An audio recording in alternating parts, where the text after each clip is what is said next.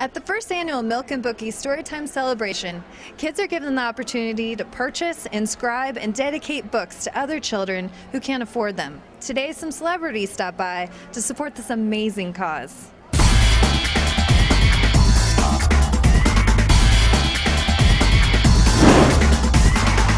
Milk and Bookies, they do a great job of making sure that there are books in the libraries, in the schools, and the school libraries. Every one of them are stockpiled with books that can really nurture the imagination of the kids, and that's why I'm here. Coming from a musical medium working with the Foo Fighters, Can you appreciate the creativity that goes into processing music? Absolutely. Well, you know, one of the things that I love the most about my children is their imagination. So both of them are nuts, man, and they have these wicked imaginations where like half the day they're just in their own imaginary world, and that to me is a beautiful thing for any kid, because when I was young, I had books and I had albums, and when I would listen to records like Beatles records or Kiss records or whatever, I was I was in my own little world, you know, and it really, I think it's sort of planted this creativity inside of me that eventually, as I got older, I started to utilize. And so it's nice, like, to read a book to a kid where they can use their imagination and have, you know, and enter their own imaginary world. It's cool. It's important. We all know like how magical reading is when you first learn to read in those early years, especially, and to be able to share that and pass it on is a beautiful thing, and kind of brings the whole community of Los Angeles together in a much bigger way. JJ, you created the series Lost. A lot of imagination went into that. Does that kind of imagination provoke you to support organizations like this? Well, I think that, you know, Damon Lindelof and I, who created Lost with me, and his wife is one of the people behind Milk and Bookies.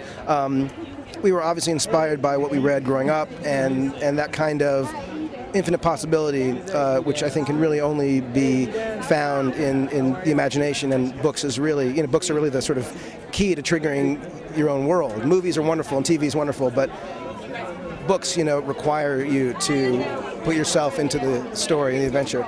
So it's wonderful to support a group that would put books in the hands of kids who might not otherwise get them, and help teach them to read.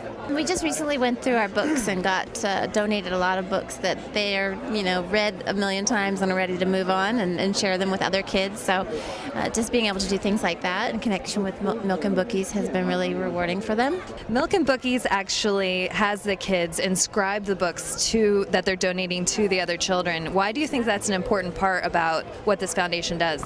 Well, I mean, because I think, like, for me, my children, my daughter, when she gives her friends books and she writes, "I hope you enjoyed this book," it's kind of like, I read it and I hope you have just as much fun reading it as I did. And I'm talking about books that I wouldn't read, like long books, like the Harry Potter series. And I'm like, "To Dad, love of my, hope you enjoy this as much as I did." I'm like, okay, if my could read this, so can I. My daughter read the Bible, and I was like, you know what? I'm 37 and I haven't completed it, and I felt bad. So for me, you know, sometimes kids can be more inspirational to other children and even adults than we give them credit for. It's sort of like you're teaching kids how to be charitable and how to give and share, and you're making them part of the cause. I think it's important for kids to not only have books to read, but to have books to read with their families, with their parents. And to me, that's the most quality time I get with my kids. When I'm not on the road and I'm at home, I read to my kids every night.